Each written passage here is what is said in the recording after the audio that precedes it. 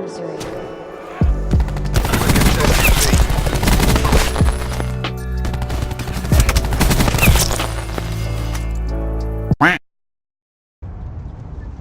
My nigga.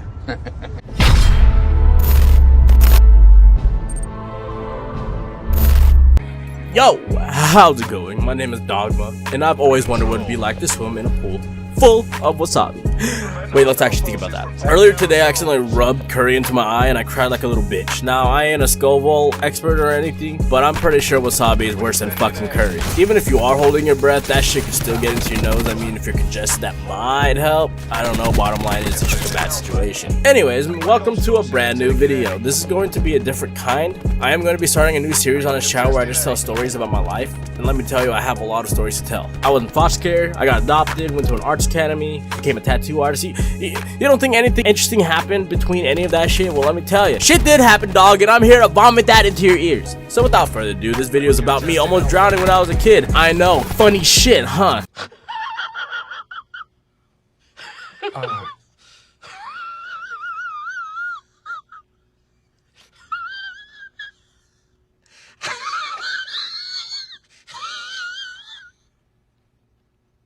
To provide some backstory, I was in foster care at this time. Now, my foster parents were an elderly couple. Let me tell you, they weren't the nicest people. Well, at least Granny wasn't. She was highly abusive, and from this point forward, we'll be referring to her as C1. What the C stands for is up to your own interpretation. The reason why I'm starting with this is because she had grandchildren that exhibited the same bitch-like behavior. This is going to be important to remember later in the story. Anyways, around this time, I was about 5 or 6 years old. I don't fucking know.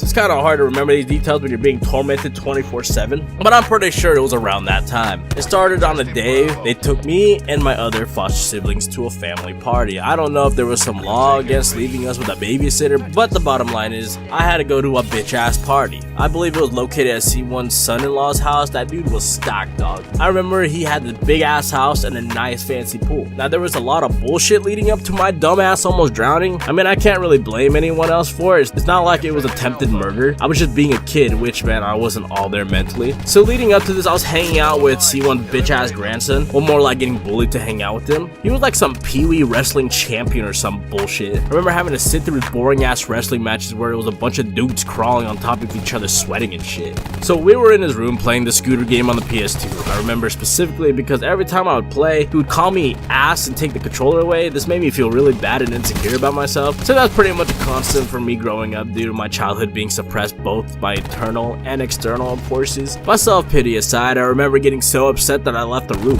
All the adults hung out in the game room. That's where I went. They were probably gambling or conspiring against us foster children under their tyrannical rule. I don't know what old rich people do. However, I remember getting really dizzy due to what they were smoking. At the time, I thought they were smoking cigarettes, but being an adult now and having become well acquainted with what they were smoking, I know that it was pot. And calm down, it's not legal on a federal level yet, but I live in good old Cali where it is, so hop off my cock. This is important because the hotboxing caused me to get secondhand high. This affected my decision-making ability, leading up to my almost premature watery death. Moving on with the story, it was about time to swim. They left me and my other foster siblings alone in the pool with direct instructions not to go into the deep end. This left 4 children alone without supervision, cramped on a shallow platform that was about 4 feet by 4 feet width and length. Now, I ain't a social worker, nor do I work for CPS, but I'm pretty sure you're not allowed to leave children unsupervised near a swimming pool.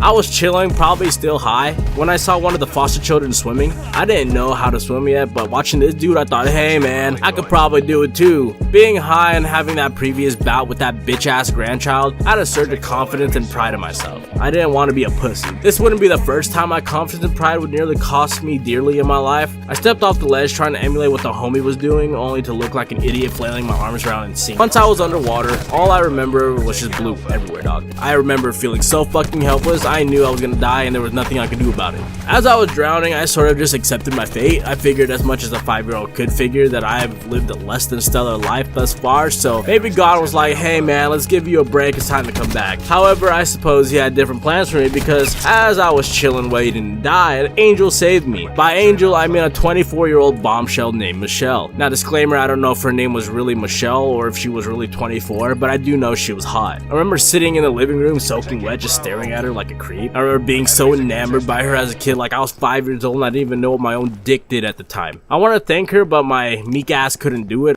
And I believe that was the last time I ever saw her too. Just to suffer every night.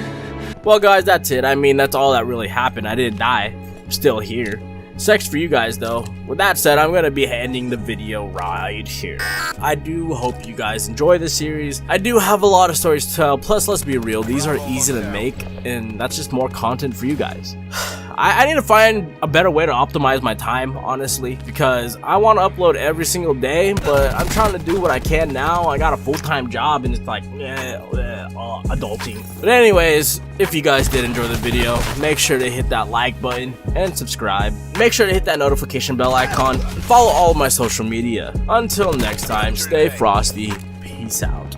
Bye. Also, enjoy the gameplay. Purchase your tracks today.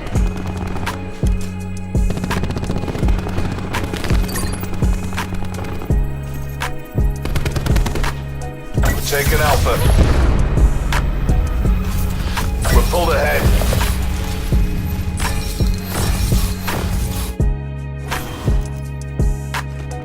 All zones infiltrated. Our reputation's built on victory.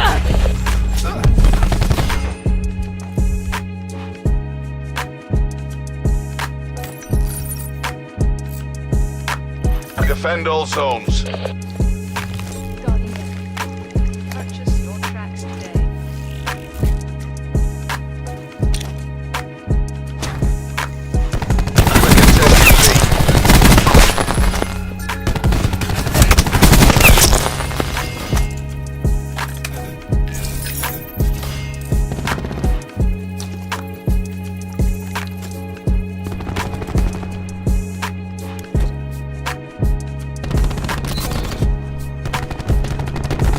They're taking Alpha.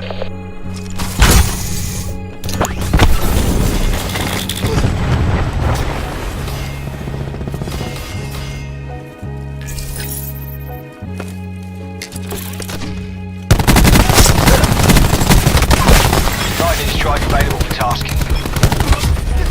Hellstorm awaiting deployment. Losing Alpha. They're running out of lives. Hellstorm kill. They're taking Alpha. We're defending A.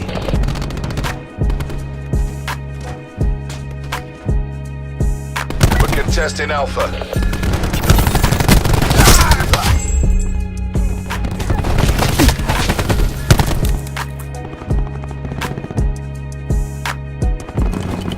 We're losing A. We're defending A. Launching AR. Time's nearly up. Finish strong. EKIA confirmed. The enemy team have no lives left. We're contesting A. We're running low on lives. A bonus to whoever frags their last man. We have the advantage. To the victor, the spoils.